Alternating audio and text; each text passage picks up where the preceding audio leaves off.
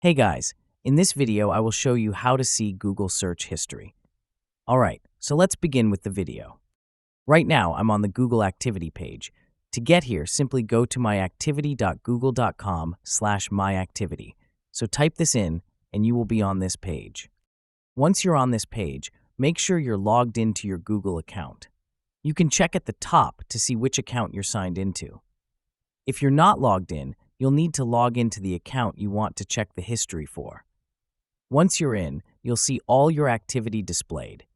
This includes your web and app activity, your timeline activity, and even your YouTube history. From here, you can manage what's saved. You can click into each section to view more details or even turn them off if you don't want Google to save that kind of activity anymore.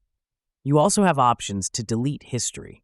You can delete items from the last hour, the last day, a custom date range, or all-time history.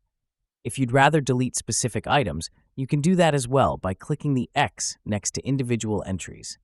Keep in mind this history isn't limited to just Google searches. It also shows websites you visited using Chrome or apps you've used. If you need to, you can also turn on or off specific types of history. For example, if you don't want to see your YouTube history saved here, simply click on the YouTube history section.